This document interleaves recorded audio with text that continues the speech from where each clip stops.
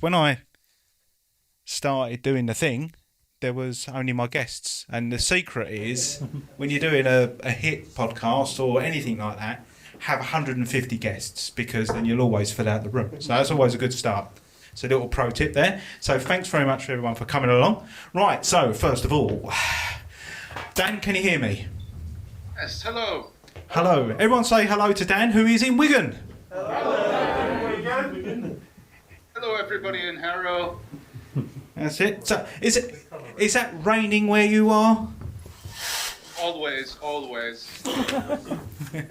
Excellent. Well, if to everybody that doesn't know, and hopefully there's a lot of people that don't know that are new to the Teletext Sofa podcast that we do through the YouTube channel, is that Dan is the co-host of the Teletext Sofa Club podcast. So he is here. He has to be here, or otherwise it just doesn't happen. So it's very kind of him to come along. And today we will have some guests as well, so it'll be very good.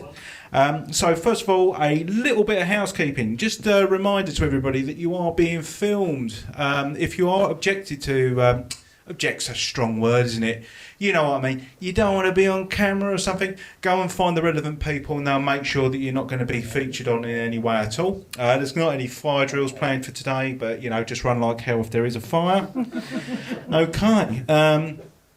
If at any time anybody wants to ask a question, it would really help, because obviously it will pad out my little bit as well, which would be quite good. Just put your hand up or whatever, I'll come out, get the question up. If you want to come up and be interviewed, that's fine as well. We can bring you up as a guest. So there's always that as well. So yeah, that's all very good. So did everyone go to the show last night? Yes. Was it any good? Yeah, you liked it? Yeah. My favourite bit was the Bovril. I quite like the Bovril. Yeah, so I never knew about the Bovril. What did they say about that? They said it was a. What do you know about the Bovril, Dan? Do you know anything about Bovril?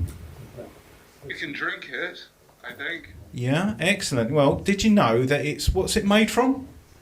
Half bovine, isn't it? So Yeah, it's cow juice, and it was made for the science fiction movement of the 19th century, Dan. you've got confused. Have I? Yeah. What? Did it taste as bad back then? Probably. No. That's it. We have a correction room. Huh? The vril aspect is named after some kind of life force aspect from an old sci-fi novel. It's bovine vril. Bovine vril. Oh, I see. And it's like a Jules Verne sort of. My friend here knows the title of the thing, but he's on the phone with me. Right. Okay. Well, that's a to-do then. We'll get on with that. So I've got a little cow fact for you as well, actually, and been doing searching all night on the internet, obviously to better that. Is anyone aware of a product called Red Bull? Okay. So the active ingredient in that is taurine, and anyone know what taurine would be? The derogation of the word toro. Torbus, yes, Torbus. It's a big male cow. It's a cow. Indeed. So, right up till very recently, till they could actually replicate it, it was made of bull's testicles. So that's what was going in Red Bull. So, without further ado, welcome to Teletext Sofa Club. Teletext Sofa Club, yeah. Yeah, that's the one. You found that out on Teletext? Yeah. I found that out on page 889. Okay, so Carfax on CFAX. but any kids in the room? Bullshit facts. But yes. Okay, right. So on this day, 29th of July, 1914, first ever transatlantic telephone call was made from one side of the United States to the other, from New York to San Francisco. Probably the first call transcript was, "Oh, hello, this is San Francisco calling," and New York picked up and went, "What's up?" So that's good. Oh, hello. Not drank for years. Okay. Also, happy birthday to Benito Mussolini if he was still alive. NASA was formed today, 1958, and happy birthday the atomic, the IEA, the International Atomic Agency. Yeah, I think something like that anyway. So, yeah, happy birthday to them. Lovely. Okay, so I'm looking for my first guest. Is my first guest in the room? I'm looking for... It's like Paul McKenna, isn't it? I'm looking for a guest. I don't know if my first guest is here yet. Actually, shall we have a look? What's in the box? No, there's no one in there. There, it's empty.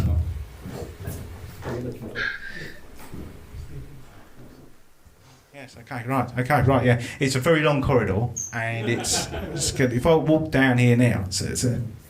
Oh, hello, who are you doing? Oh, okay, all right, lovely. That's it. Steve Horsley in the Hatch Suite. Steve Horsley. Please.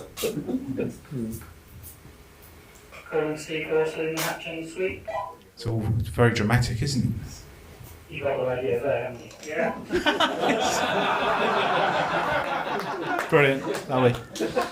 Oh, okay, right. Well, what I will do then is What's happened? Well, I think he's been kidnapped. Mr. Horsley's name been announced over the loudspeaker to get him in the room? He has, but they've radioed the other person who's in the same room. So there's two radios, and they've radioed each other. So he might be coming over. We'll see. Hello, people in the other room. Can you hear me? No, they probably can't actually. We're a little way away. Right. Older technology. I know, isn't it? So, So, Carl, yes. there's one more birthday. Oh right, one more birthday. Energy Systems was formed 40 years ago, and they were the suppliers of a lot of teletext equipment. So if you ever sneaked around the back of Broadcasting House, the BBC Broadcasting House, you'd see lots of these blue boxes stacked up in the technical rooms, and they were distributing teletext all over the place, and they were formed 40 years ago. There you go. Happy birthday, Margie. And they're also in a lot of paddy powers, but they're coming out of there as well soon, aren't they? From what you were saying. It's confidential. Oh right, shh! Don't tell Paddy Power. So, okay, right. I'm going to give Steve a couple more seconds, and then I'm going to invite the main event on first. The main event's going to have to come on right now, I think. So it's so just recently started a podcast. I'm fairly new to all this, and I'm picking up some brand new shows. And obviously, as you go around, you start picking up some new people that you don't often listen to. So it's been a great pleasure to start listening to the Wolfie pod. So today I'd like to introduce Jason and Rick. So if you come up and give them a big Sofa Club welcome. Lovely. Well, I just might have to grab your microphone. I'm just seeing if I can point a mic at the phone so we get a bit more volume. Yeah, okay, So, right. use that one for them. Okay, yeah, This is for your co-host that's not here. Yeah, there we This go. could go horrendously wrong. Right, okay, lovely. Hello. Hello, yes, okay, so I'm going to sit down because the nerves kicked in. Right, okay, so, so which one's Jason? Hello, my name's Jason. Okay, and you must be Must be Rich, okay, and you run a podcast called What's Wrong with Wolfie, is that right? We do, yes. Okay, so the name What's Wrong with Wolfie, is it a podcast all about Citizen Smith? No, it's a pop culture podcast where we when we first started the podcast, we wanted just to go through the 90s, 1 year at a time. So that's what we did, wasn't it? we did indeed, yep. We just did a film, a TV show, and then a video game from each year, and then we just moved on to the next year. So we managed to do that. We managed to get through the whole of the 90s, and we were a bit like, okay, what should we do now? And so we just decided to broaden it out. We went to the 80s, into the 90s, and into the zeros, and now we're just a bit more free-form, and we just kind of dedicate one episode to a film or a TV show or something like that.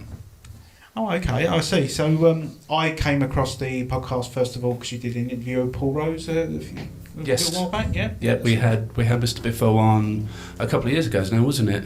Yeah, we did indeed, yep. And that was a bit of a fluke, really, because we were just mucking around on Twitter, or X, sorry. And, X. Yeah. X. And I think I just tagged Mr. Biffo in a tweet and said, we should get Mr. Biffo on to talk about it. And then he replied and yeah, why not? Yeah. as Mr. Biffo would say. Excellent. Yeah. So, were you two avid Teletext users yourself back in the day? Oh yeah, big time. Yeah, I definitely was. I mean, going right back to the very beginning, my sister had the first TV in the house that was teletext capable. So every day after school, come home, sit on her floor while she's still at work, read Digitiser, read Planet Sound, play some Bamboozle. So yeah, all the way to the end, I was using it on the daily. So it's nice to see it still in the hearts of people now. And there's obviously pushes to keep it, to restore it, bring it back to prominence.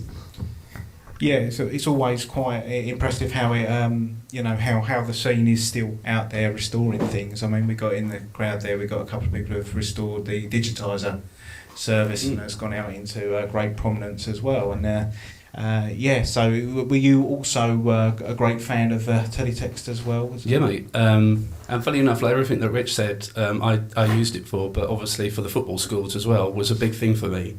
It was the best way to find out what the latest scores were going to be, and I think just one of the biggest memories that stick in my brain is waiting for the page to reload or refresh for the next one, waiting for my team to show up, just to see if they'd scored the next goal to be winning the game and such. And it was quite exciting, really, just watching the TV, waiting for the pages to reload, just on that in itself.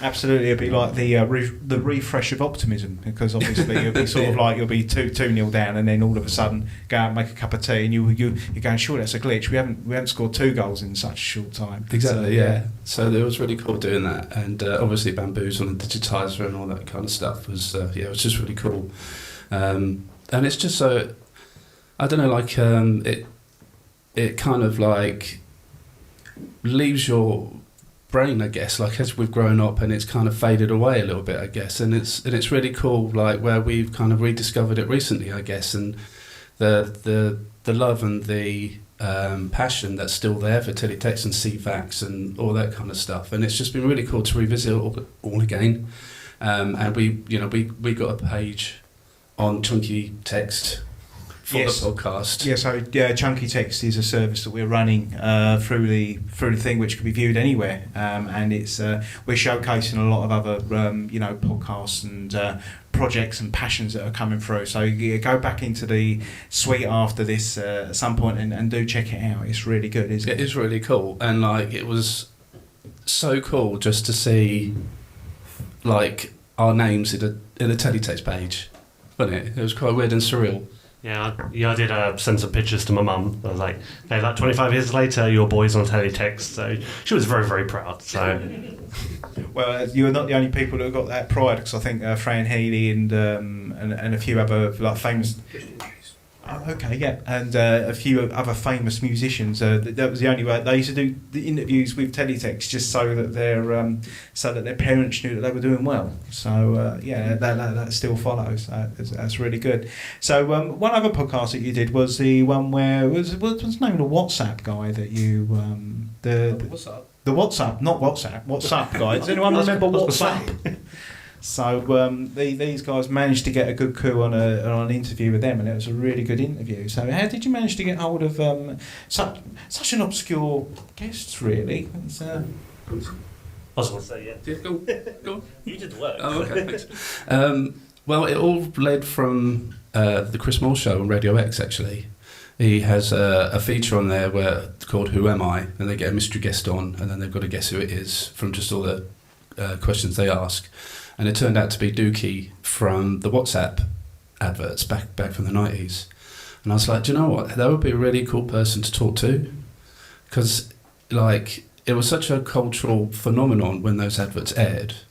And, like, it seems to have been kind of forgotten recently. Like, it kind of has been forgotten, and it hasn't, because it's still so much in the zeitgeist. Like, people still go and go, what's up? And all that kind of stuff. But never really heard from the people that were behind the adverts. So I thought it'd be really cool to try and like approach him and see if he would come on the show. So I sent him a message on Facebook, and I didn't expect to hear anything back at all. But he came back and said, yeah, that'd be cool, I'd love to come on and talk about the WhatsApp adverts and how they came to be, and the kind of like what it was like to live in the aftermath of the adverts airing. And it was really an interesting chat, actually. And like we learned that he'd also been like He'd been like a bouncer at clubs in Philadelphia, and like the kind of life that he led, doing all that kind of stuff, and like, you know, dealing with drug dealers and gangsters and all that kind of stuff. And I kind of like to get him back on because we kind of ran out of time. There was so much to talk about with him that we didn't really touch upon that too much, because he was also like an owner of a video rental store in Philadelphia, and we kind of touched upon that, not really knowing what we'd get back, but did we? But he came back with some really cool, like, interesting stories about running this kind of like video rental store and like being like a backbone of the community. Really, it was not also about going in and being able to rent videos. It was also about being part of the community there, and just for a place for the people there to come and hang out and such. There was a really interesting story about that on the podcast, so I hope you don't mind me sort of telling everyone. No. But, they used to have like the local drug dealer used to go in and get his videos, and used to get quite a few and then do time and then return them back when he finished his prison sentence with the late due fees. But also the undercover cop that probably nicked him as well, who was used to hire the videos. It was as if there was a truce when they used to come and rent their movies. So it was really quite interesting stuff. Yeah, he said that he'd disappear for like a couple of weeks and he'll just come back, pay the late fees, and then take some more videos. And then he like asked what he was doing. He said, "Yeah, I'm kind of like, I can't remember what the organisation was, but he like, a DEA agent or something, wasn't it?" Yes. Yeah, and he says, "Yeah, I'm a DEA agent, so I have to go around the world and do all this spy stuff, and so your videos just some kind of entertainment in between." So while he's staking people out. So yes, that's brilliant. Well, thank you very much for joining us today on the Sofa Club. Dan, have you got any questions? Yeah, are you actually sitting on the sofa right now? We are. Yes, we are. Oh, for the first time on Sofa Club, there is a sofa. Yeah, and it's shame you're not here for it, Dan. But yeah, there's a space for you, just about. You could squeeze right in at the end. You're a smaller chap than us. Oh right, okay. It's like Eurovision, isn't it? Okay, lovely. Well, no one leaves empty-handed. Oh. Because there's two of you, you're going to have to share one bottle of Nigerian Fanta. Oh. So that's fine. If everybody wants to give Richard and Jason a really big hand, and thank you very much for stepping in and doing doing the interview. Thank you, everyone. Right, where can we get your podcast? Please broadcast it out so we can all follow. So you can get it on all normal major podcast apps. We're on YouTube as well. You can go to thewolfiepod.com and also at the Wolfie Pod on X and your favourite social media platforms. That's it. Well, which are many now. We've got Blue Sky, Threads, Mastodon, all sorts really. There's loads out there, isn't there? Indeed. Yeah, there's a plethora of that. So it's brilliant. Thank you very much again, guys. Thank you. Cheers. Cheers. Thank you. Is there a Q&A section for these guys? Well, yeah, we can put some questions out there. We can leave you there with the mic. Does anyone else want to ask a question about what's wrong with Wolfie podcast? Actually, we didn't actually say why your podcast is called that, did we? No. All right, so I'm going to give you the mic back there. Just a second now. So, yes. When we came to try and name the podcast, we took ages to try and come up or nail a name. You know, trying to do all the like normal, the 90s magic pod, or I don't know, stupid names like that. But Rich came up with the idea of like, well, why don't we just try and name it after like an obscure line from a movie or something? So that's what we did. I don't know if anyone in the audience picks up on what that line is. Okay, right, I'm going to go over there. Right, okay, who said yes? I did this. Oh. It's from Terminator 2. It's from Terminator 2. It's what's wrong with Wolfie? I can hear him barking. Perfect. But the dog's called Max. The dog's called Max, yeah. Get Exactly. it, you piece of shit. And that's why I always sign up the podcast, retro podcast to the max. Oh, I see, yeah, to the max. That's the thing. Brilliant. Well, thank you very much for that. Lovely job. Cheers. Right, okay, so I have obviously my big guest. He might be behind the curtain now. I'll have a look. What do we reckon the chances are? Hello? She's just a cleaning lady, so I'm not going to be able to get her there. So I need... Get her on. Ask her about her experience with Teletext. That's it. I'm going to need Jason, but I don't know if Jason's over here yet. I think Jason's still over in the Hatch End, is he? So, could someone grab me a Jason, please? Okay, sir. Lovely. Thank you very much. Cheers. Lovely. Okay, right. Okay. So, thank you. Cheers for that. Cheers.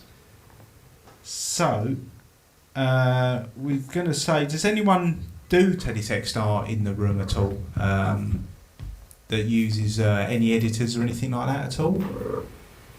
No, all quiet. So what we hope to do at some point is do a live show and show people like how to do basic stuff with teletext editing and all that, and sharing it up onto the net. So there's a few projects coming up at the end of the year. There's going to be like the final teletext show ever, 2023, where I'm going to be needing pictures of things that have happened all through 2023.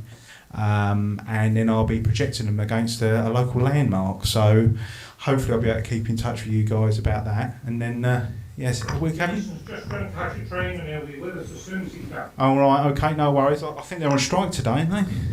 Be just my luck. Yeah. Excellent, lovely, thank you.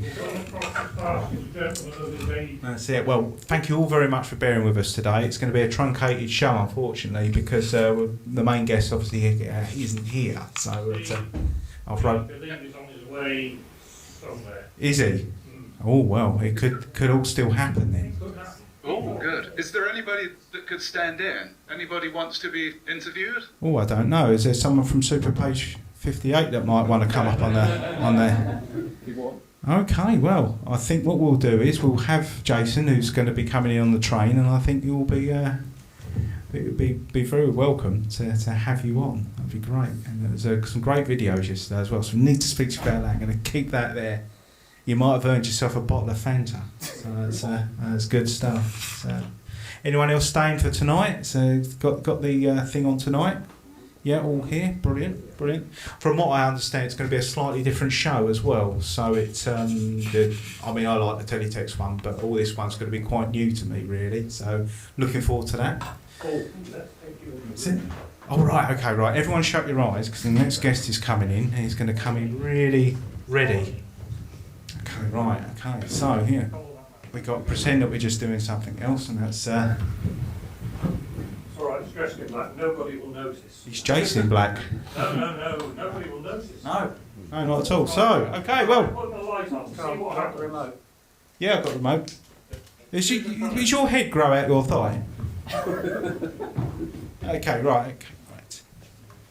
This is a jump cut, by the way, because when this goes out on the internet, you wouldn't see me like bullshitting filling in space. So that'd be quite good. It'd be like jump cut. Which one? The light, one with lights. Lights. Colour. Try the power button. There you go. Oh, right. Tonight, Matthew, I'm going to be Jason. Round of applause for Jason. Welcome aboard. Grab yourself a mic. Lovely. Friend of the show, so obviously I don't have to ask him about his first teletext experiences, although I know you'd love to ask, but they are available online. So, nice to meet you, mate. Thank you very much. Right. There is actually a sofa. There is. It's a sofa, and well, it doesn't take a rocket scientist to do teletext, but we do have one. So, congratulations. What was it that you actually attained? A Masters in Astrophysics. Yeah, rocket scientist. So Yeah, take a seat, please, mate. Thank you very much. Lovely, thank you very much. So for anybody who doesn't know, this is Jason, and Jason is the Grim Fandango. He is the Teletext Archaeologist, Lauren Laverne's secret love interest, and also he has got... Oh, by the way, say hello to Dan, who's in the corner there. Hello, Dan. Hello, I'm in the corner. Hello, I'm here. Hello. Magic of internet. He's actually there. It's not soundboard. Dan's the sandbar. Yes. Take it well. Yeah. There's a bit of a delay. He's just up. Okay, so Jason has. Hello, welcome to the Sofa Club. Is this by satellite to Wigan? Is there? Yeah, it is by satellite to Wigan. satellite Yeah, delay. well, yeah, for as long as my poor little phone copes. So, but Jason does a lot with other people. It's not just Jason, and Jason would be the first to admit this, but he does a lot of Teletext recoveries. A lot of recoveries that were used last night in the presentation were from Jason. And some of the untidy ones actually, because they left a few J's and Y's in, I think, which I know that everybody loved who does it all. But the latest update is that Jason has now, I'll let him explain his latest development on his website. So, what can you tell us, Jason? About the archive? The archive, yes. Yeah, the archive. I've been recovering teletext pages since 2012, so quite a long time. So what am I going to do with all these? So I wrote a website to put them on, and that's recently had an update. That's on teletextarchive.com. So there's about 2,500 services to look at there. There's, I think 2 million pages. So that would keep me good for a while to go through those. People all over the world are uploading pages to that. Yeah, it's going pretty well. But the most marvellous thing about it now, it's got a search bar on it. Yeah, so you can search yourself. So you can actually type in stuff and it will bring stuff up. But my God, there's a lot of stuff that it brings up. You've got to be very specific. You type in Planet Sound and it gets every mention of Planet Sound on every page from every service. And it's quite mad. You end up going to like page 5 for the first thing you found, but it's absolutely brilliant on how that's done. So, what's the main struggles of keeping that up and running? Is it sort of like is it a lot to maintain? Well, it just runs itself most of the time. It's just hosting costs really. So, but yeah, it's nice to when you talk about being able to search on there. So that's yeah, you can just do a text search, but. People Google themselves on there who've written letters to Teletext years and years ago and things. It helps people find stuff that they contributed a long time ago and we still had Teletext. I mean, and that's what's one of the nice things about recovering Teletext is that you can return the art to the artist. I mean, that's what we did with the Digitiser. Is that because Teletext is a very transient medium. It was broadcast and then. Once it was broadcast, that was it. It was just deleted and it was gone. Nobody ever saw it again. And I think Paul wishes that would be the case sometimes on some of the Digitiser pages. But it was nice to be able to recover them and send them back to him. And for a while, he put them onto the website. But there's just so much of it that it now goes on to Super Page 58 instead. So we've got quite a percentage of Digitisers now recovered. From Teletext, haven't we? So it's nice to return the art to the artist. So it's nice to give Paul his pages back. No, absolutely. So when you were saying about hosting costs and all that, does that actually cost you a few quid to keep that up and running? It's about 500 quid a year. So it's not too bad. And is that a passion project? So you're going to have Surfshark in the corner at any point? No, it's just there's no advertising, no nothing. It's all out in your own pocket. I must be mad. That's it. But no, hats off to you for doing it. It's been, and it's really good that you do. Does anybody else have any questions to Jason in the audience? Help me out here, guys. Come on. So, Go on, Cole. It's not like a mild work. No, I am, no. They don't want to keep hearing my voice. But, but if there's any questions at all, just put a hand up. Oh, there's a hand up at the back, so I'll just go down there. the front, so you get to run. Oh, that's okay, yeah, of course, yeah, come in, sir. No, it's fine. Is there a holy grail recovery, something which you've not been able to recover so far, but exists, might be out there? Yeah, we do have a list. One of them was the close down of Oracle when it switched into Teletext Limited, but we actually found that one, so that's one we've crossed off. I think what I would really like to find is that when CFAX first started in the sort of mid-70s, it was a very sort of small affair. There weren't many pages, there weren't many staff, and there weren't many people who could actually watch Teletext at all. Virtually no one had sets. And what the first editor of CFAX used to do, he had a sort of a special page that his wife knew about so that she could dial up. And when it was time to finish work, he'd put a message on there saying, "I'm just leaving work now. He'd put tea on." So it'd be lovely to find one of those pages that the first editor of CFAX sent out. That'd be really good. But it's very, very difficult to come by old teletext pages. I mean, the oldest one is from 30th of August 1975, which is about 11 months after teletext first started, which was like, what was that, 21st September 1974, I think, when CFAX started. So it's a big year next year. It's 50th anniversary of teletext next year. So we'll be back in Cambridge next year to do another festival. Well, yes, so I was hoping with the archive, actually, I've got a new gauntlet for you to throw down. And you might have already had it, but John Oles mentioned that Robert Smith of The Cure sent in a recipe for carrot cake into the cookery pages. Did he? Yeah, and he's got the year as well, so it might be an idea. And he sent it in as Robert Smith. Oh, right. Yeah, so there's Robert Smith of The Cure's recipe for carrot cake up there. Ooh, have we searched for it on the archive? I've not searched for it. I was going to see if we could find it today. Because I haven't put everything of mine on there. There's loads of stuff that I haven't uploaded yet, because it just takes time to do. So even if it isn't on the website, it might be on a hard drive somewhere. Yeah, apparently he was a keen teletext man. So, was he? Oh yes, yeah. He would always go through it, and he was delighted to get his recipe up. So, but yeah, I wonder if he follows. I've not seen him go past. No. It's like, if I get an interesting follower, I'll think, oh, that's good. Yeah. He's got like Brian Cox, the physicist. He's a follower. Is he really? He's a teletext fan, yeah. As well as Dave Gedge off The Wedding Present. Oh right, okay, yeah. Only two. Well, there's a few more out there. And you, Cole. Oh yeah. Well. Yeah. Well, you're too kind. But yeah, no. Hopefully we get a bit of Robert Smith on that. That'd be a Robert good Smith one to action. do. Yeah, a bit of Robert Smith action. So you're exhibiting here today. What have you got on display today? I brought with me. See, normally we've been recovering teletext for a while, and you can play it back via Raspberry Pi and watch it as it was when it was broadcast. But this time, I brought with me the video to a recovery as well. So I recovered the video that was being broadcast, a TV picture, as well as a teletext, and I'm showing them at the same time.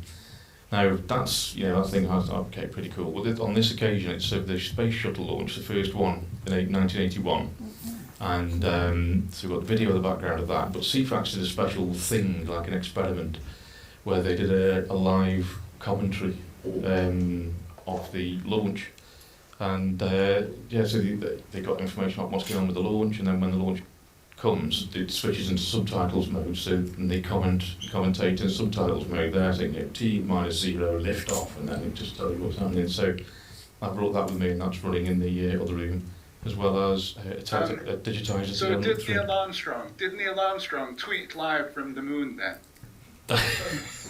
Yeah, that would be quite something, Dan. That would be quite something. Did they have internet on the moon? They had it way before us. They had no atmosphere. Hey. You could have gone up there on SpaceX. Well, yeah. I'll see you on the Twitter. So that's absolutely brilliant. Well, look forward to seeing all that. Definitely, that's for sure. No one leaves the show empty-handed. Does anybody have any more questions for Jason before he gets his bottle of Fanta? I have a question. Oh.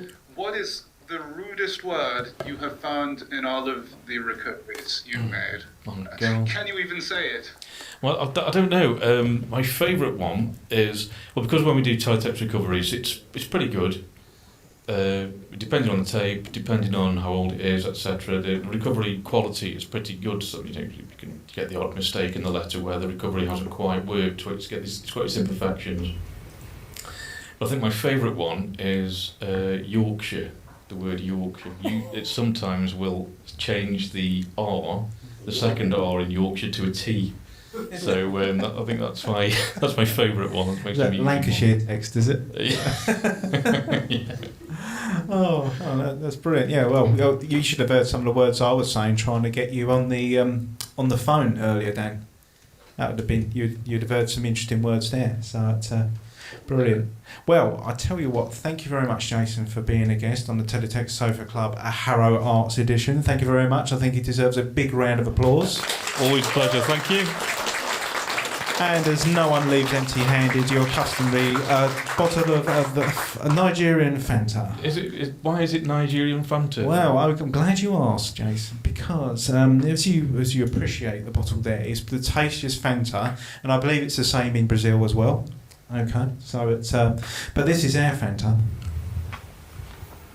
Oh, it's in a plastic bottle as opposed plastic to glass. bottle, and for those watching in black and white, they're two different colours. But that's lovely. It's got like a Satsuma sort of taste to it. So it tastes different. Yeah. Also, another thing you'll notice about it is on the bottle it just says it's for beverage use only, so you can't siphon out some petrol and use it for that. So it's, that's a shame. That's my afternoon plans out the window. That's lovely. But you can stay there if you like, and while I bring out my next guest. Right, you are. Okay, so I think the cleaning lady's gone, and I think it might be. No, it's still not there. No, welcome along, Steve Horsley. All right. No worries at all. Right. Just be careful. There you go. You've cracked it. Thank you. That's it. Well, welcome along, Steve Horsley. Everybody knows Steve. Does anybody not know Steve? Okay, right. So for the benefit of everyone who doesn't know Steve, Steve is probably, I think, one of an archetypal artist on Teletext. You'll notice a lot of his work online. But I'm not here to blow smoke up his backside. He's here to tell us all about his own story. So, what I'd like to do today, Steve, is just ask you a few questions. But I'm going to try and do it in a way that you've not been asked them before. Okay, so I've got some things here. So, first of all, Steve, I just wanted to really thanks for coming along, and I wanted to really know about sort of like your first experience of Teletext, not necessarily working for it, but do you remember your first memories of using it? I wasn't a huge Teletext fan initially, but yeah, it's really just it was the film. What was coming out? There was the film reviews, and it was the art. And watching the cartoons, or seeing the cartoons on there because I love the art. But it wasn't something I used all the time. Subtitles occasionally. But I felt, even when I sort of moved into it and started doing it, I still didn't use it all the time, which is really strange because most people are huge fans. And I think that's half the trouble, jumping ahead here now to when I worked at Teletext, is I never appreciated it. It was just a job. And now, looking back at it, I regret that I didn't appreciate what we were doing, and it was just a job. Because since then I've done, like it's pointed out, like nearly 4,000 pictures I think I've got on file at the moment. It was just basically film reviews and the art. That was basically it. I mean that's absolutely fair enough. I speak to many journalists who just sort of used it just as a job to do, and they've done a really good job just doing it that way around.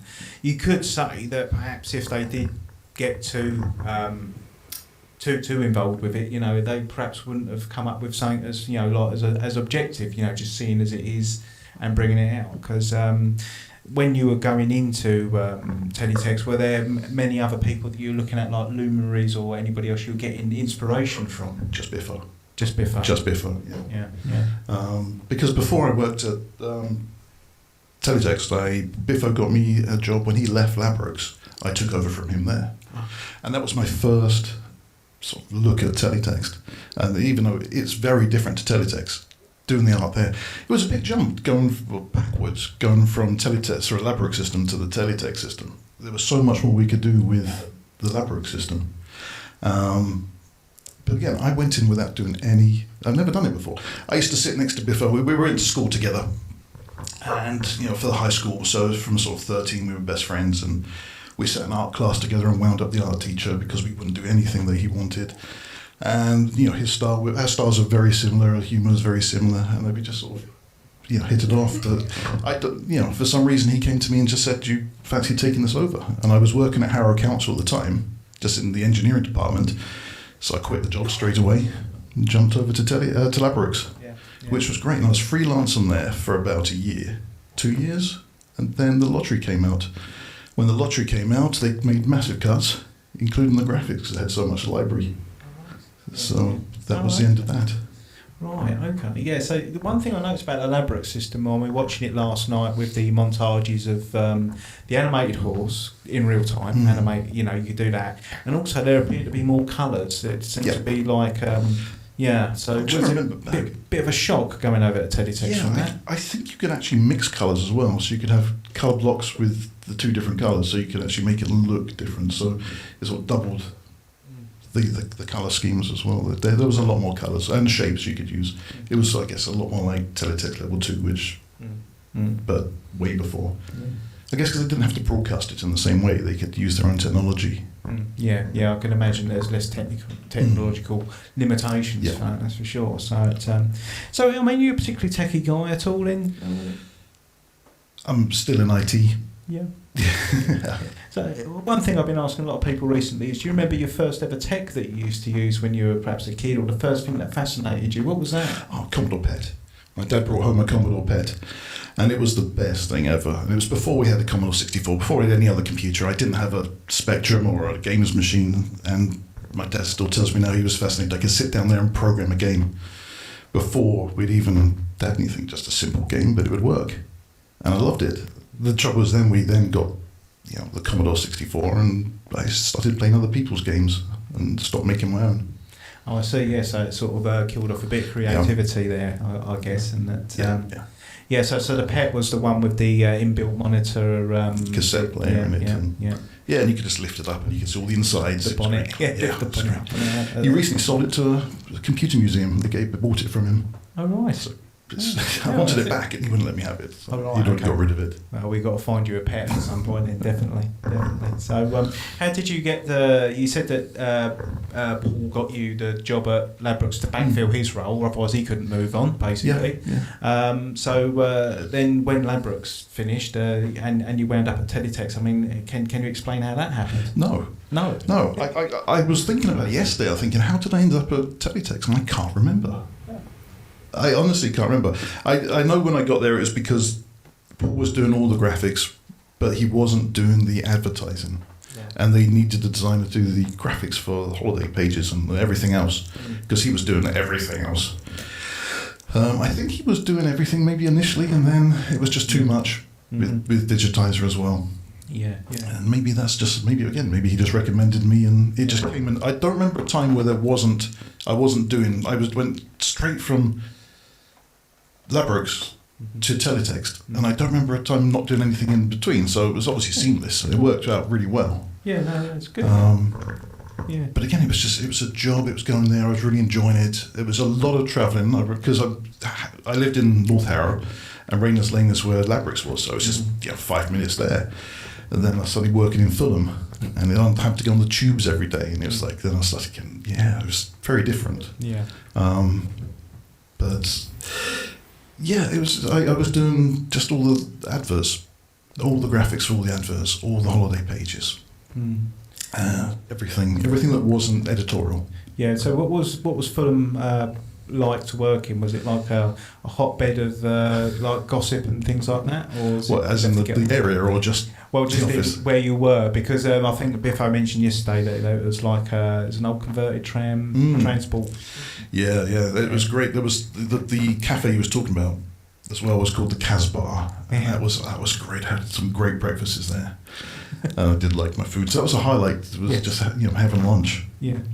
But it was a great building. It was converted in, I don't remember the photograph you saw yesterday. Yeah. That was the editorial section, was all upstairs. Yes. And then you could look down and basically where everybody would have their meetings, and there would be a kitchen, and then underneath there you had the IT department, and then you had the advertising department, and they were just tucked away on the ground floor in the corner. Yeah. Even though it was the big thing, I think that obviously adverts were keeping it going. Yeah. But it was a third of the size of the editorial team. Oh, right. And when I started working, it was great because I'd work up there with Paul. I'd be in the desk opposite. I'd watch them work and watch Digitiser being put together and everything else, and just the chaos. And it was amazing. And then I was relegated downstairs, and it's like I miss all that stuff upstairs. Everybody's so sensible down there. Yeah, it was like a different world. It really was. You were put down there just to keep you on the straight and narrow. Yeah. So has anyone got any questions out in the field there for Steve at all? So, that's fine. I think we have one. Dan from Wigan. Yes. Hi, Dan. Hello, all the way up here in sunny Wigan. Look, I've got my ring light on anyway, so that's close enough. So, Steve, you mentioned remembering the old Teletext cartoons in your formative years. But do you remember what those were? And in hindsight, do you think you were somehow subconsciously influenced by those sorts of styles? Well, the sad thing is, yeah. I can't remember what they were because it's 30. My memory's not that good these days, honestly. But I know when I started watching what Paul was doing, then obviously I was a lot older then, and looking at Turn of the Worm and Turn of the Screw and all that, the art just absolutely captivated me. I mean, Paul's artwork always has. We'd sit there in art class together and we would just do stuff, and it'd be so simple. But his artwork, I've still got a lot of his art from school. Because I always found it absolutely amazing. He drew comics, and still got copies of the comics at home. I won't get rid of them; they're just too good. And I always wish he carried on drawing. His art is, obviously his writing's amazing, and he's influenced a lot of people over the years. But his art, again, is just something second to none. And I see the knife there. Which is one of the original Bubblegum, because we did Bubblegum during Teletext, I think, the Bubblegum website. Oh. So that was quite a big project. Oh right, okay. And so what was that project about? Can you tell us more about that? It was basically Digitiser, but on a web page, on a website, and we had a big website, and it was just the two of us working on it. It's nearly 99% his work, and I just did everything, behind the scenes. A little bit of modesty there, I'm sure. He just produces so much work, and every day we'd have updates and put new pages, new top tens, and new comic, snakes on there, or different characters. All the Digitiser characters, they're still on there. The website's still there. I was going to say, is it still available? So bubblegum.com. Bubblegum.com. There you go. So that's canon now. That's part of the Digitiser universe. Yeah, so much it is the same, and it was obviously it hasn't been updated for 20 years, but it's still there. Oh. But yeah, we sold a load of t-shirts, and it's so nice to see another one still there. It was so we did that together as well. That was at the same sort of time as Teletext. Yeah. So with the Teletext, then, was there like you say, it's a job. What was the worst bit of art you had to do? We know how good your art is, but what was the absolute stinker? I enjoyed it all, and then after about 6 months of the same things, it just lost its appeal. I started then doing there's no real stinker. It's just palm trees and boats and planes and suns and every single day for months on end. It just was a little bit demoralising eventually. And I think because I had a young family and I wanted to get home, so I didn't really stick around doing other stuff. And it was just adverts. Can you put together the new holiday prices and make sure you can fit a brand new plane in there? And then it was like, that was it. Unfortunately, after I moved down from the editorial down to the advertising, that's all it was. And it was a little bit demoralising, and I sort of lost any sort of passion I had for it. But again, this is something I'm looking back now and realising I shouldn't have done, but I tend to sort of perhaps lose interest in things. Oh no, that's fair. But I did go from there to work at an advertising agency and just doing the same thing. Yeah. So I went to work for a called Comrade Advertising, right. And their main business was teletext adverts, because they could outsource adverts to different companies. We had all the same system and all the same software, and but that was that was a year and a half, 2 years of. Did you know Sarah then? Sarah. Sarah. Mine's gone blank. Sarah's got Rivers. Yeah. Yeah. I don't know. Oh, right. I think she may have. Yeah, I think she may. She did a lot of holiday graphics as well. Thanks for that. But yeah, she did a lot of holiday graphics as well. On that point, I just wanted to ask: did you get any out of the ordinary requests for the holiday advertising or anything that, or something that wasn't holidays? Like, I don't know, a lawnmower. Do you remember doing stuff like that? Do you know the only two funny recently was those? I think did you put them up?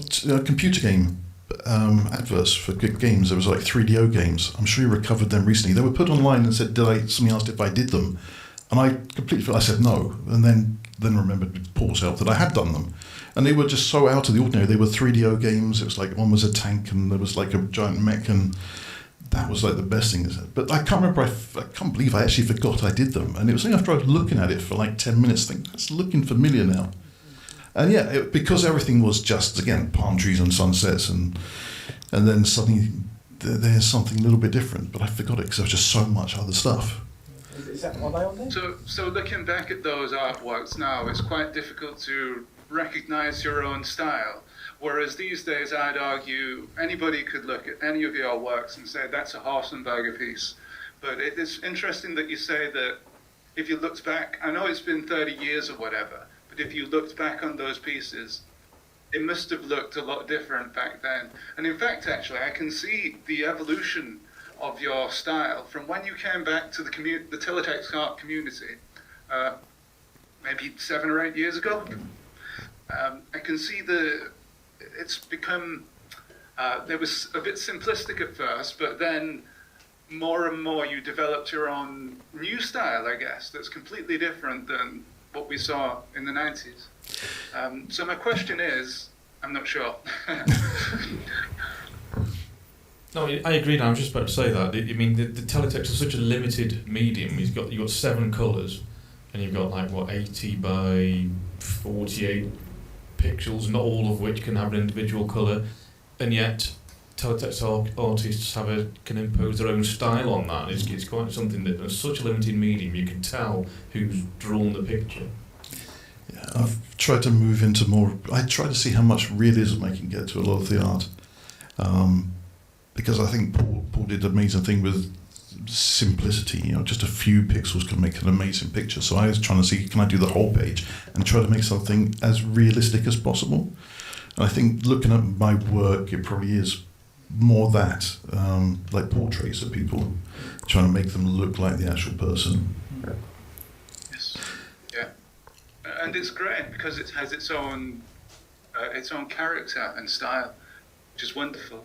Like the Santa Clauses you did for probably Teletext holidays, I think about those all the time. Yeah. Santa Claus on the beach and the snowman on the beach. Yeah. I loved those. Yeah, that was quite good. I always enjoyed Christmas because there was always a bit more to do. A lot of the what they call the pages in between the main pages, I can actually go and do a full page of just reindeer and Santa, or Santa sitting by the fireplace, and all those things. And it was once a year. That was it. Did you do the advent calendars on teletext? I think I might have done some bits and pieces, some elements, but because a lot of the stuff we could put into libraries, so you could save do a picture, a small picture, a bit of graphics, clip art basically, and then you could just grab it and import it. Yeah, I think it's quite funny because like the moment you think of Christmas, you always think of red, white, and green in Teletext. But when you're thinking of the summer, you're thinking of blue, white, and yellow, aren't you? So it's quite lucky they got some colours there. Yeah, just sure. Shame there was no orange. Could have been. Oh, I know. Well, yeah, well, Ladbrokes had orange. They did have orange, yes. That's really good. So yeah, you mentioned your work now, and you challenge yourself. You push yourself really hard to get as much detail in as you can. But I'm just wondering from a creative point of view, and I tend to ask this to a lot of creative people. Where do you where do you keep getting your ideas from? I mean, is it how do you get the inspiration for these things? It did slow down. But I started looking at. I'd pick something would happen. There'd be something. I'd always keep an eye on the news. If somebody decides to die, very unfortunately, I'd just see if I can get a picture out, as quick as possible. If somebody else is in the news or something's happened, I'd maybe try to do that. And then if there was nothing in news, I'd pick a character and then maybe do a series of all the characters, like the Father Ted characters, and just try to carry on with the series. But after a few thousand, it is difficult. I keep asking suggestions. People give me some great suggestions, but some of them are just, I can't do that. Maybe I could for that. Yeah, are we going to get to that Simpsons did it with you? You know, where like, I mean, I'll throw the challenge out. I mean, has anyone got an idea of what Steve could perhaps make next? And we could probably say whether you've done it or not. Has anyone got any ideas? What he wants? No. No, I'd like to comment. Yes. Steve did a bit of work for me once. Can you remember the picture? The book cover. Oh yes, the book cover. Yeah, sorry. Yeah. Yeah, it's I'm not Paul Lyot, but I might be. But we had, I think, 2 or 3 iterations through that. And when the final one came back, it was not worth nitpicking. I could have nitpicked, but how? It effectively, folks, is an outside view of a supermarket, which is not a supermarket you've ever used because it couldn't be any particular one. Did we? I think they included the name that doesn't exist in reality either. But you put some details through the doorway of that supermarket, which I'd never thought to put, but you have detail. There's either a stack of baskets and a green grocery rack disappearing off down, and a special offer rack and the back end of a checkout. A huge amount of detail in, I say it's a fairly simple style. It's not photoreal, it's cartoony. Yeah, it's very cartoony, yeah. Which is what I wanted anyway, because, by the way, we sold another book. Oh, good. It's 12 now. I'll buy one. I'll get one now. No. I'll give you one. I'll send you $2.99 and buy one off there. And some cartoon characters doing a runner with the stock left and right. But you caught what I saw as a sort of background. I found a picture that made me think this is what we could work from. Blimey, it was worth every penny I gave you. Well, I didn't give you a lot of pennies, I suppose. I think it was lovely. Well, you set the fee, so. But it looked like, yes, you picked up what I'm trying to say and went with it, and that is exactly what I wanted. Now, whether it sells the damn thing, I don't know. But I looked at so many book covers, and if they're for ladies, they're pink. There's silence there, but they are. Ladies, there's gents' magazines in Morrison's, and then there's the pink rack on the other side. And I didn't want an ordinary picture of a weeping person or a hard done by lad. And so we had this cartoony front, and I think it matches my book very well. Thank you. 10 other people think that as well. Oh, not that I'm selling it, folks, but it's $2.99 on Kindle. It's called Stocktakers, and it's a novel. I'm getting a sales pitch here, aren't I? It's a electronic novel which nobody will publish because I'm not famous. So I've done an e-version instead, and it's still not selling, and I'm still not famous. But it was. I like that one. Thank you. The original was electronic, presumably. You didn't do it by. Could be printed, but. Yeah, I can't remember. No, it was all digital. So it's all digital. Tablet, yeah. But I might take a print one day for myself. I need some orange ink. Oh, it's orange. Oh, it's orange. Yeah. I have started drawing again recently, so that's quite nice. It's a bit of relief from the day-to-day strain. Yeah, got it right. Thank you very much for what you did. And do I get a discount next time? Absolutely. Thank you. Thank you very much. Cheers. Lovely. That's oh, well, okay, well. Thanks very much for joining us, Steve. It's been really good. And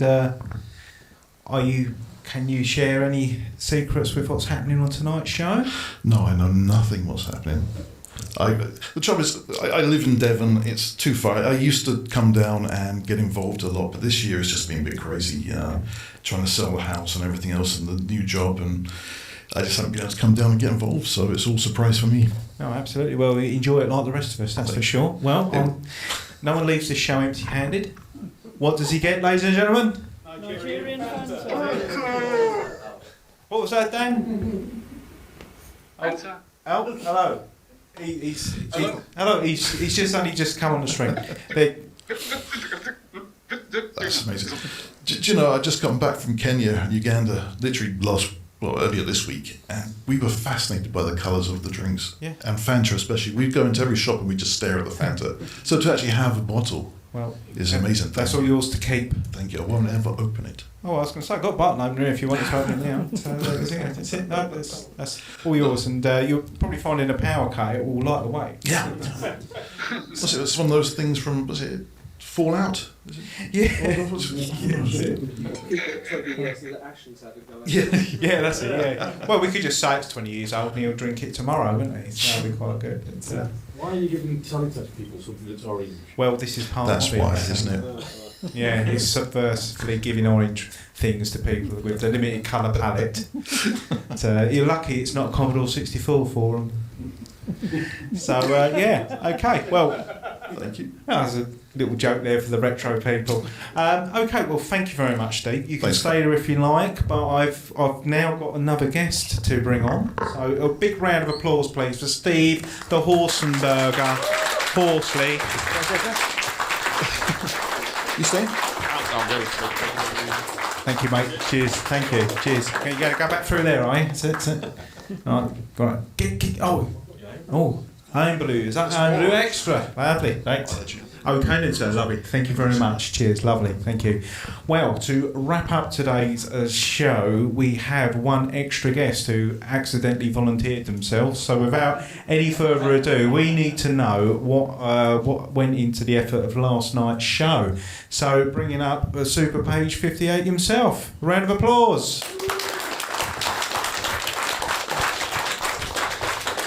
Hello. Just counting me bottles of Fantas. Looks like you're going to have Stuart Ashton's bottle of Fanta. What a privilege. We're in trouble now.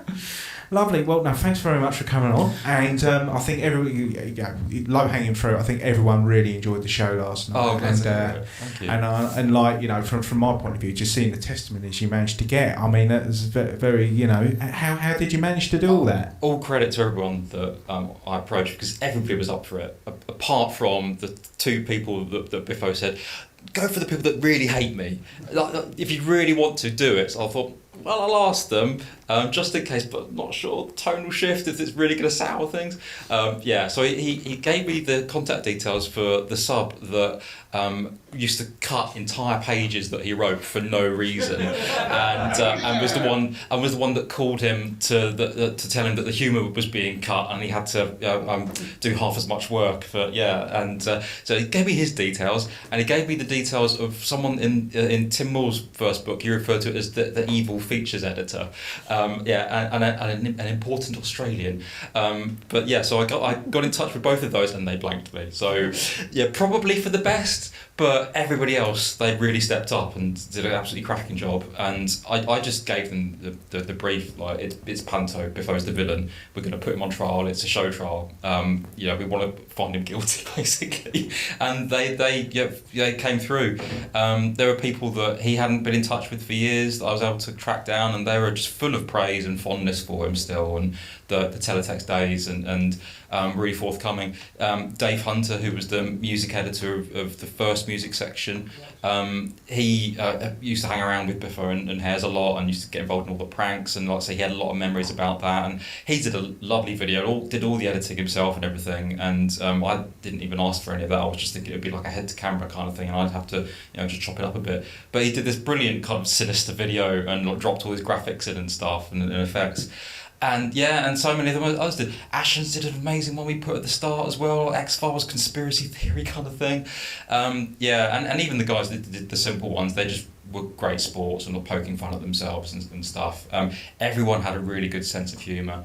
And I managed to get some people that last minute that didn't expect. Like there was a regular writer, letter writer that used to write in Anthony Skelton, and I tracked him down on a fruit machine forum. Because How does that work? Well, he linked to Superpage 58, and I found the link because my day job, I'm an SEO, so I got to see the links to the pages, and I saw like this link to it. It was like, oh, on this site I'm still referred to as Bones, and he's like had a link to the A to Z on there. It's like, what is that, Anthony Skelton? So I followed it, and it was a fruit machine forum he'd been posting on. He'd written this post about the Amiga, and so I had to join the forum. I posted a message there, Anthony Skelton, please contact me. We're doing this thing for Digitiser's 30th, and he waited a month to contact me, and like he gave me a video finally this week, and he was like, I wish I'd contact you sooner. I'm really happy about being involved with the 30th and everything. But yeah, people have been great sports about it. They've really got into the spirit of it, and I'm just glad it went down so well, because you never know, and this isn't what I do. So yeah, and for Biffo to put his trust in me to, you know, an hour of his show as well. So yeah, it was fantastic. Yeah, very, very happy to have been invited to do that, and it went down as well as it did.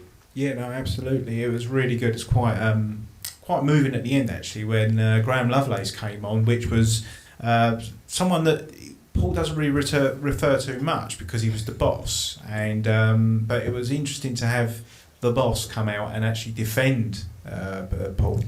Well, when Biffo talks about him, for instance, on Games of My Years, his memoirs that he wrote on Digitiser 2000, he refers to those times as being a struggle for Digi, because he was seen as being wayward, and like there was some conspiracy to pull him away from Digi and to get him to do the graphics again rather than working on that. So they his desk was moved into Graham's office so that he could watch over him. I mean, literally, like you know, it's sat next to each other. So he had to sneak in doing Digi in Graham's lunch break and that kind of thing.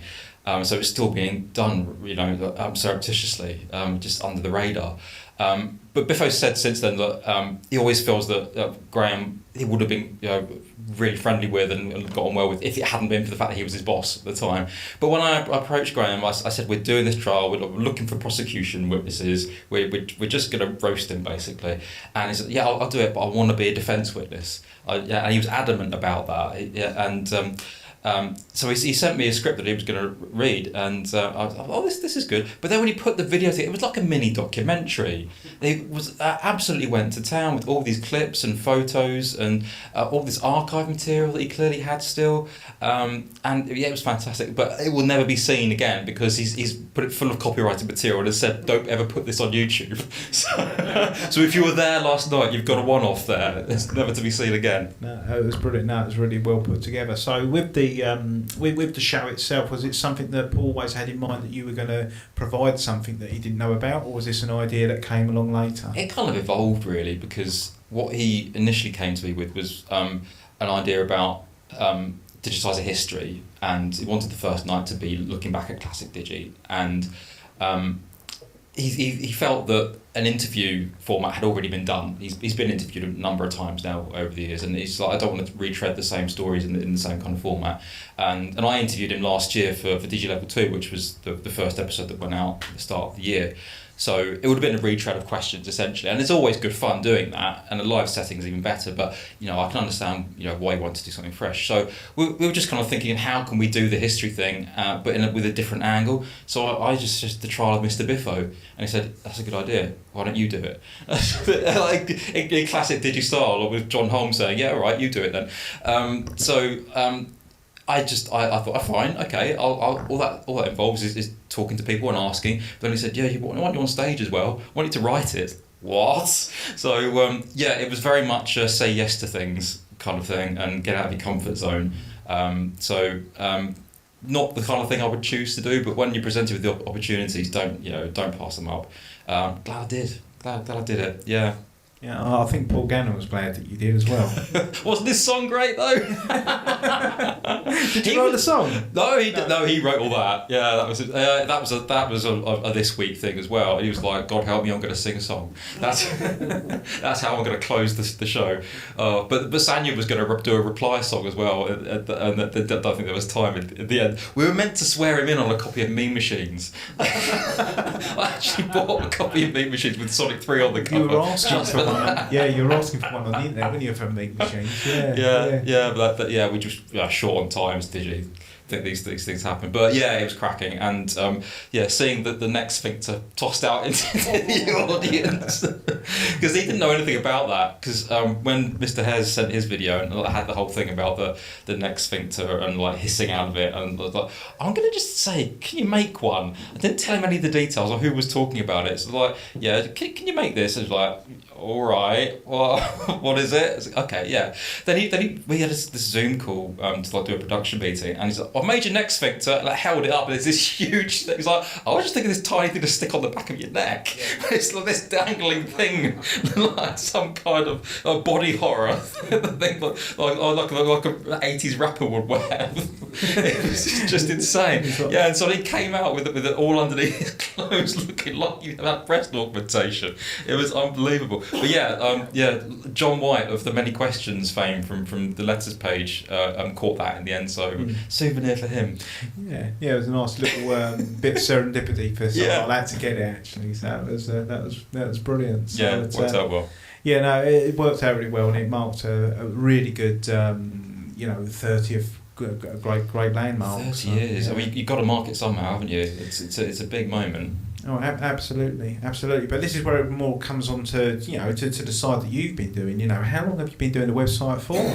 25 years. 25 years. Yeah, 1997. So with the show trial for you in 5 years' time. Yeah. It's crazy because when I look back at it, Digi seemed like it had been going for a while at the time, but it was only 5 years. Thinking about it, because Digi started in 93. I started the site in December 97, so yeah. Nearly 5 years, and it was long enough established that there was a lot to talk about there, and obviously it had the love and the knowledge, so I thought I'll do this thing.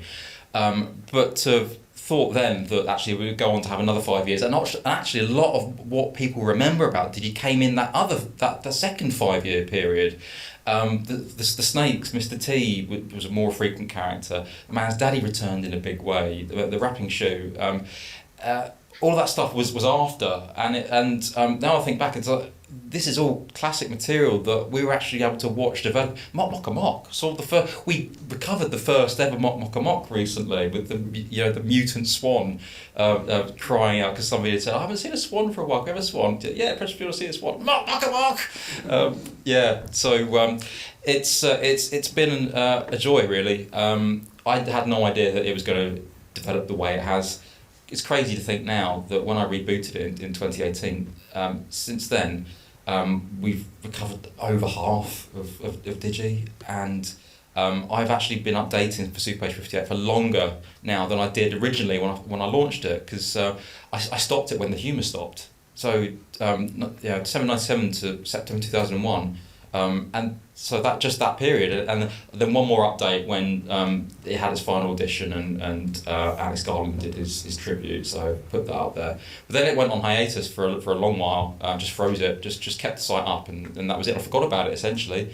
And then in 2016, Cambridge Block Party and DigiFest happened, and I've realised that Biffo was back. Had no idea before that, and the whole world of Teletext recovery opened up, and I was amazed, couldn't believe that we were somehow able to see this stuff again.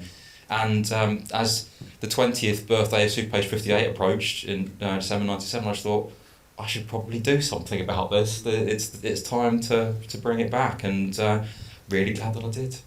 No, absolutely. So when you started the whole web page up originally, you were completely unaware of any potential teletext recovery that could happen. It was impossible. It was thought impossible at the time. We probably knew that the signal was being recorded on VHS, but it was too poor quality to be able to view.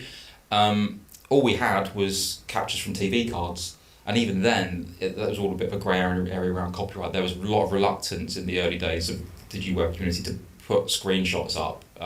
Because of a lot of fear of what Teletext would do. Because in the early days, I had a cease and desist from the publishers of the Bluffers Guidebooks, because the Digi A to Z was originally called the Bluffers Guide to Digi, and I had this threatening letter from an American lawyer with a double surnamed name, saying that people could mistake this for an official Bluffers Guide product. really, do you think? So yeah, that's why that name changed. But yeah, there was a lot of caution around putting stuff up. There was a site called Teletext Graphics on the web, so I stole a lot of stuff from them, and like, I thought if they're doing it, then I'll take it too. And then eventually another site, Mole Man, came along, Didgeridoo, and that was screen grabs of pages, which was brilliant at the time. But now you look at them, they're really low res. And it's just incredible to think how the technology's come along. We've got these huge high res for teletext images now that we're able to put up in the archive. And I'm updating the site twice a month now at this point, and we're at nearly 50,000 pages of Digi. 1,637 I think editions we're up to. There must have been something like 3,000 broadcasts. So, I mean, from going to nothing to over 50%. In 4 years is just mind-boggling. That I'm taking my hat off to the community for the work that they do to just process this stuff. And there are people that enjoy doing the recoveries, there are people who enjoy cleaning it up, and I enjoy archiving it. So it's like there's a whole process there. The chain is complete, and everyone kind of gets together and it's a community spirit, and everyone's doing it out of public service and love for the medium, really. And people have said to me over the years, "Oh, why didn't you put a coffee up or put advertising on your site? And it'd be nice that you get money from it." I said, "Not why I do it. Just do it for the love, just to have it archived and for posterity for future generations." Who knows how long this is going to be relevant for, and people are going to care. But for now, while there are people that care, it's there, and it'll be there for as long as I can make it. No, absolutely, and that's thrown up a couple of questions really with me. Is the fact that you don't realise how much work that Paul actually did. I mean, if we're recovering like 3,000 odd things, he's done a hell of a lot. And also, when you started the service again, was Mr. Biffo actually in the loop at any time at all, or are you just doing it sort of separately of him? Not at first, but it didn't take long, because it started out as just a really simple uni assignment, not a major one that had marks on it or anything, but just like, make a website, you've got 2 weeks to go away, anything you'd like, do it. And I was just thinking to myself, what can I do a website about? And I was like, about Digitiser. Be nice to put some memories on there and that kind of thing. And they had their official website at the time, which had nothing on it really apart from an archive of reviews. So okay, well I can grab some quotes from there, and I can then talk about the characters and some of my memories of what's happened over the years. So it was pretty basic to begin with. And so I didn't tell anyone about it. It was just something I was doing at uni. But then my sister, who used to write to Digi occasionally as well, she wrote a letter with the address to Biffo saying, "See love for Digi here." And then like a couple of days later, I got an email from him, and and he's just been very supportive ever since. Really, he's obviously a hero of mine, and I credit him with my writing style. I've learned so much about how to do good writing.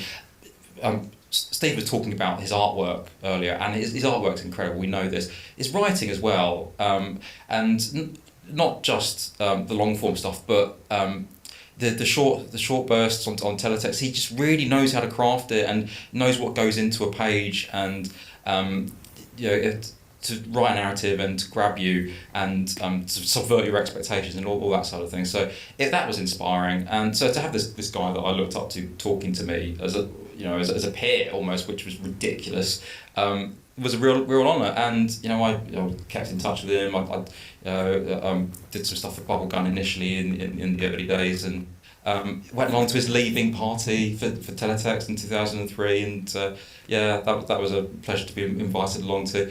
It's been great to get back in touch with him since his return and just see how well he's done in the intervening years, because man's genius as far as I'm concerned. Absolutely, and any sort of like hints on tonight? Are you involved in tonight in any way at all? I've got nothing to do with tonight, and I'm quite glad of that, because it's as great as it was to do last night.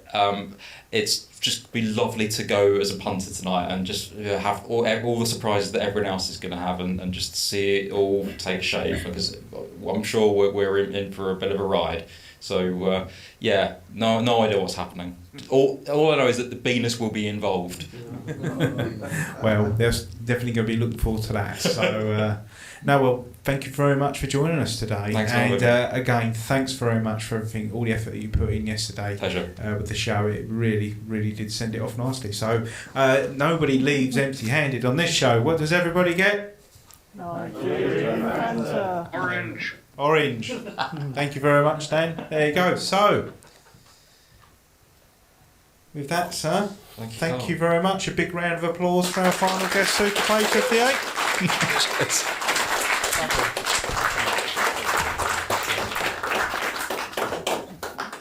It's like Stockholm syndrome, really. You guys, we've really got to know each other with today's little sofa club. So, thank you very much for coming along and listening to me drone on. But most of all, a big hand to all our guests. So, a big round of applause wherever they are.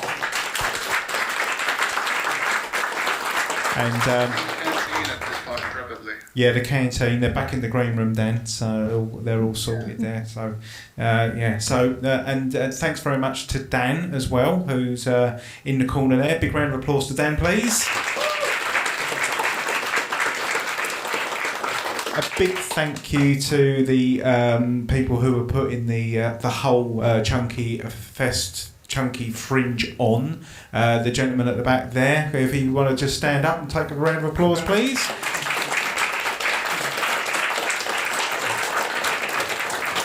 A big thank you to the production at the back there who are doing the sounds, the vision and the lights. Absolutely brilliant. Round of applause to them as well.